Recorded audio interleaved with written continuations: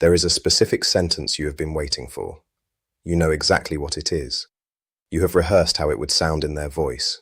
You have imagined the moment, where you would be standing, what your face would do, the particular loosening in your chest when they finally say the words that acknowledge what happened. I know you have, because everyone in your position has. The apology has become a kind of currency in your head, and you have organized an enormous amount of your inner life around the possibility of receiving it. And I need to tell you something before we go one step further, because if I do not say it now, everything else I tell you will get bent into a strategy for extracting that sentence, and that will not work. And worse, it will hurt you. You are not actually waiting for an apology. You are waiting for confirmation that you are not making it up. That is the real hunger. Somewhere in the last months or years, your own perception got quietly discredited, not necessarily with malice, mostly with deflection and vagueness and that particular tone that suggested you were reading into things, and you began to carry a private doubt about whether your experience of your own life was accurate. The apology, in your mind, is the thing that would end that doubt. It would be an external voice confirming that what happened, happened. So we are going to talk about how to get an apology, and I am going to give you something that genuinely works far more often than anything you have tried. But we are going to talk about the other thing too, because one of them is available to you today, and the other one might never arrive, and I would like you to leave here holding the right one. Let us start with why every apology attempt you have made has failed.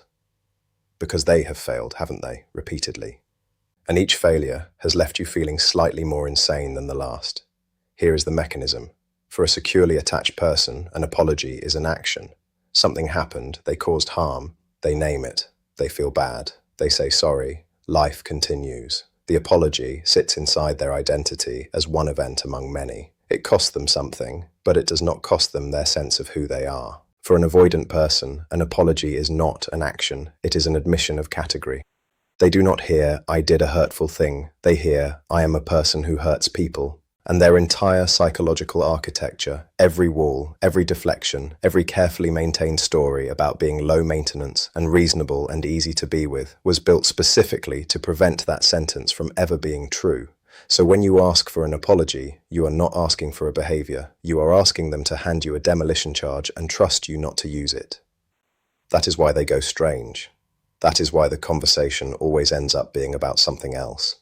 That is why you have watched, with disbelief, a straightforward request for acknowledgement transform into a discussion about your tone, or the past, or a thing you did in March. It is not that they are unwilling to be accountable. It is that accountability, as you are presenting it, feels to their nervous system like annihilation, and a person defending against annihilation will use any tool available, including the ones that make them look terrible. So here is the first thing, and it is the thing everything else depends on. Stop asking for an apology.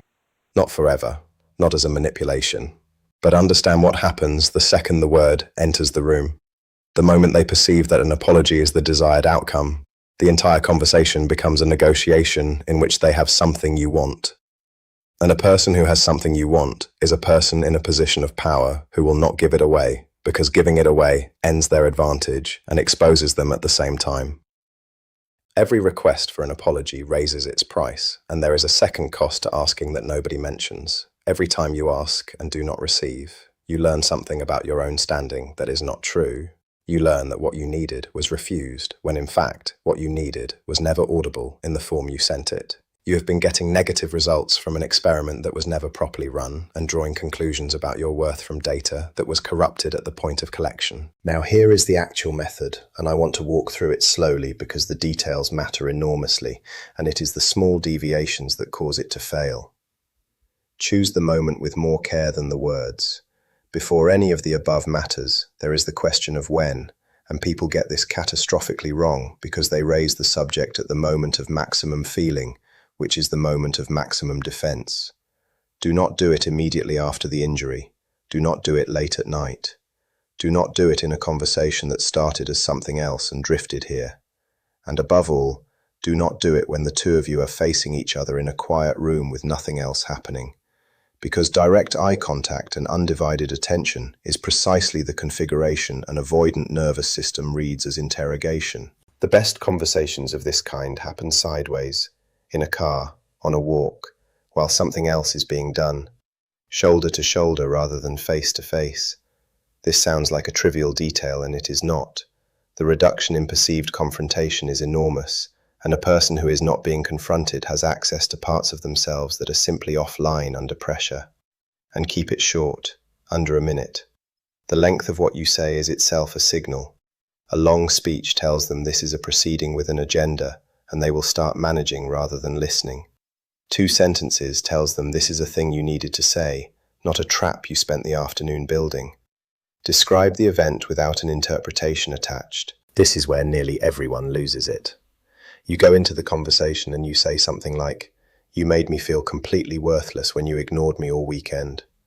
And every word of that is true from your side, and it will not work, and here is why. You have handed them 2 things, a fact and a verdict. And the verdict, "You made me feel worthless," is a statement about their character, and their character is the thing that must be defended at all costs. So they will defend it. They will explain what they were actually doing that weekend. They will point out that they never intended that. And now you are debating intent, which is unwinnable, because intent lives inside them, and they are the only witness. Instead, you didn't reply for 3 days. That is all, a fact, a thing that occurred in observable reality and cannot be argued with. No adjective, no conclusion, no question mark. Watch what happens. They cannot defend against it, because there is nothing to defend against. And in the absence of anything to push against, a very strange thing occurs. They have to fill the silence with something, and what they fill it with is their own assessment, which is exactly what you wanted, and it arrives voluntarily, which is the only way it has any value. Say the feeling as a location, not an accusation. If you do add your experience, and you should, attach it to yourself rather than to their behavior. Not, "You made me feel abandoned." Try, "That was a hard 3 days for me." Same information, entirely different grammar. The first is a charge, the second is a report. And the reason this works is not politeness. It is that the second version leaves them with nothing to do. There is no defense required, so their system does not activate, and for the first time they are able to actually hear the content instead of scanning it for threat. An avoidant person in a defended state cannot process information about your feelings. Not will not, cannot. The channel is closed. Everything you have ever said in one of those conversations went into a closed channel. Then stop talking. This is the hardest instruction in the entire script, and it is the one that produces results. Say the true thing, briefly, and then be quiet. Do not add the softening sentence. Do not add, "But I understand you were busy." Do not fill the silence, and the silence will get uncomfortable, and everything in your body will want to rescue it. Because that softening sentence is the thing that has destroyed every attempt you have made. You have done this every single time, said something honest, felt the temperature drop, and then immediately handed them the exit. And they took it because you offered it, and then you were furious afterwards at them for taking an exit that you built and opened and pointed at. The silence after a true statement is where accountability lives. It is the only place it has ever lived. A person sitting in an unresolved silence with a plain fact in front of them will eventually say something, and what they say will be their own, and things that are their own are the only things that ever stick. Do not accept the counterfeit. You will be offered a substitute, almost certainly. It will sound like an apology, and it will be constructed from apology-shaped materials, and it will contain no apology at all. I'm sorry you felt that way. That is a statement about your emotional processing. I'm sorry, I've just been really overwhelmed lately. That is a diagnosis with an apology stapled to the front. I'm sorry, I'm just bad at this. That is the most sophisticated one, because it looks like humility and functions as a permanent exemption. A person who is bad at this by nature cannot be expected to be otherwise, and you have just been informed of a policy rather than given an apology. Here is what to do when you receive one of these. Nothing dramatic. Do not name the maneuver. The moment you say, "That's not a real apology," you are back in a debate, and the debate is unwinnable. Simply do not respond as though the thing you needed has arrived. Let it sit. Say, "Okay," and let the conversation move on, and do not manufacture the warmth that would normally follow a genuine repair. That absence is the entire lever, because they gave you a counterfeit, expecting it to purchase the return to normal. When it does not purchase that, they learn something they could not have learned from any explanation, that the counterfeit does not work here. And a person whose cheap currency stops being accepted will eventually, if they want the thing badly enough, produce the real one. Give them the exit that goes through, not around. This is the piece almost nobody knows, and it is why some people get apologies from avoidant partners, and most do not. An avoidant person cannot apologize in a conversation where the outcome is uncertain. If they do not know what happens after they admit it, they will not admit it because their imagination will supply the worst version, that the admission becomes permanent evidence, that it will be raised again in future arguments, that this is the beginning of an endless accounting in which they are forever the person who did the bad thing. So tell them what happens after, not as a bargain, as information. Something like, I'm not trying to relitigate this, I just need it acknowledged, and then I'm fine to move on. That sentence does more work than everything else combined, because it converts an unbounded threat into a bounded transaction. It tells them the confession has an endpoint. An abounded cost is payable in a way that an unlimited one never is. And then, this is essential, you have to honor it. If they acknowledge something and you bring it back 3 weeks later as ammunition, you have taught them, permanently and correctly, that acknowledgement is dangerous with you. You will not get another one, not ever, from that person, about anything. Now, there is one more thing about the mechanics, and it is the thing that causes people to abandon the method one day before it works. The response you get in the room is not the response. You will do all of this correctly, and what comes back will be flat, or defensive, or nothing at all. They will change the subject. They will look irritated. You will walk away certain that you have made everything worse, and that the whole approach was useless. Then, somewhere between 2 days and 2 weeks later, something surfaces, a message that references it obliquely, a gesture with no explanation attached. Occasionally, the actual sentence delivered out of nowhere, in a completely unrelated moment, as though it had been sitting in a queue. This delay is not evasion, it is processing time. An avoidant person cannot access their own reaction while under observation, because being observed is the condition their defenses exist to handle. They genuinely do not know what they feel about what you said until they are alone with it. Which means everything you say in that conversation lands somewhere you cannot see and produces an effect you will not witness. So do not judge the attempt by the room. Almost everyone does, and almost everyone follows the flat response with a second, angrier conversation 20 minutes later, and that second conversation destroys whatever the first one started, because now there is a pursuit to defend against, and the original content is gone. Say it once, leave, let it work in the dark. I said there was a second half, and this is where I have to be honest with you at the expense of the promise in the title. That method works. I have described it accurately, and it produces apologies from people who have never apologized for anything. And if you use it carefully, there is a genuine chance you will hear the sentence you have been waiting for. And I want you to consider, seriously, that it may not do what you think it will do. Here is my controversial position, and I am aware of how it will land. The apology is not the repair. In many cases, the apology is what prevents the repair.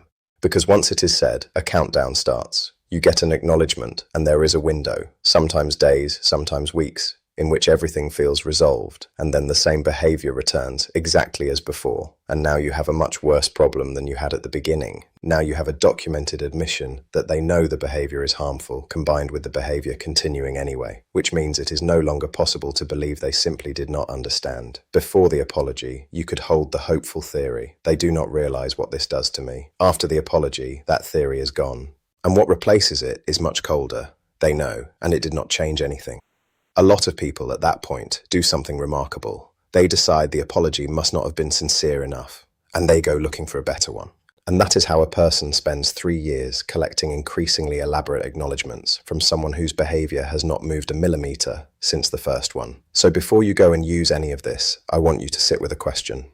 What specifically will be different in your life on the day after you receive the apology?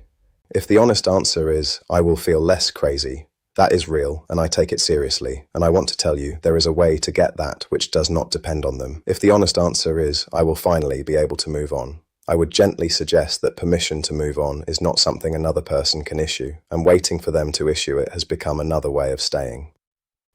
If the honest answer is, things will go back to how they were, then what you want is not an apology. What you want is the relationship you had before it went wrong, and an apology is not a time machine. Let me speak to the first one because that is the real one for most of you.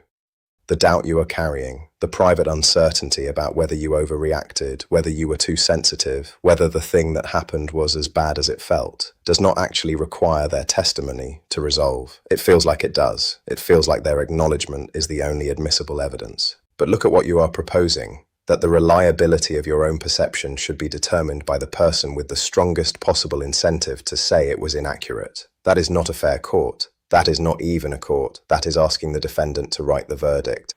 You have all the evidence you need already. You have the record of how you felt at the time. You have the fact that you changed your behavior in response, that you started checking your phone differently, that you got careful with your words, that your body learned to brace before certain conversations. Nervous systems do not develop those responses to things that did not happen. Your body has been keeping an accurate record this whole time, and it does not require a signature from anyone. You are not making it up. I can say that without knowing the details, because the specific quality of doubt you are carrying is itself the symptom. People who are genuinely overreacting do not spend months quietly interrogating whether they overreacted. That interrogation is what happens to accurate perceivers who were told they were wrong. And I want to name what that doubt has cost you, because it is more than the relationship. Once a person stops trusting their own read of a situation, the damage does not stay contained. It spreads into work, into friendships, into every place where you would ordinarily know something and act on it. You start seeking a second opinion on things you used to simply know. You start prefacing your own observations with qualifiers. You become, slowly, a person who requires external confirmation before believing their own eyes. Getting that back is the actual project, not the apology. And it happens through a very unglamorous process, making small assessments, acting on them, and watching them turn out to be correct. You do not restore trust in your perception by being told you were right. You restore it by using the instrument again and finding that it works. Which is why waiting for the apology is, in a strange way, the thing keeping the damage in place. Every month spent waiting for someone else to certify your reality is a month spent not certifying it yourself. Now let me tell you what a real apology actually looks like, so that if one arrives you can identify it, and if a counterfeit arrives you are not fooled.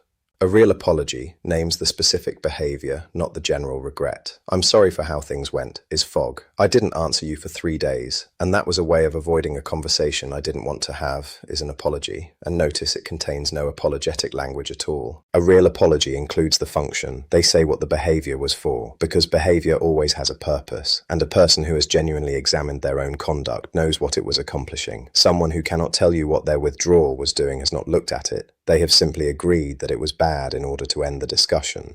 And a real apology arrives without pressure applied. If it appeared only after a long campaign, after ultimatums, after you finally lost your composure, you did not receive an apology, you received a concession. Concessions are given to end conflict. Apologies are given because something became visible. The two feel identical in the moment and produce completely different futures. And there is a fourth marker, which is the only one that cannot be faked. A real apology is followed by a changed behavior that you did not have to ask for.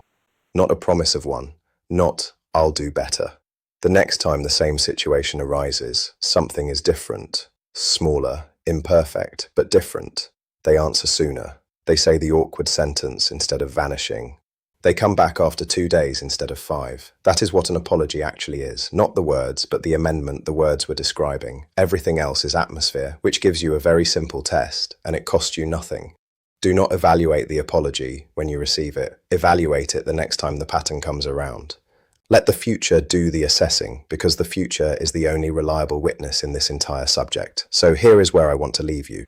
Use the method. It is sound and it works, and there is no manipulation in it. Every element of it is simply the removal of the pressure that has been preventing something honest from surfacing. Describe the fact, own the feeling. Stop talking. Refuse the counterfeit without announcing that you are refusing it. Bound the cost and then honor the boundary. Do it once, not as a campaign. Once, cleanly, and then let the result be information rather than the beginning of a longer negotiation. And whatever comes back, understand that the apology was never the thing that was going to heal this. What heals it is you no longer requiring an external voice to confirm what you already know. That is available to you tonight. It does not require their cooperation, their growth, their timing, or their courage. They may never say it. Some people go their entire lives without ever assembling the sentence, not out of cruelty, but because the machinery to produce it was never installed. Somewhere in their history, admitting fault was not a repair, it was a surrender that got used against them. And a system that learned that lesson early does not unlearn it because someone reasonable asked nicely. Knowing that does not obligate you to keep waiting. It only means you can stop reading their silence as a statement about your worth, which is the reading that has been doing the actual damage all along. You can be at peace before they are ready. In fact, that is the only order it has ever happened in. You were not too much. You did not imagine it, and you do not need their permission to know that.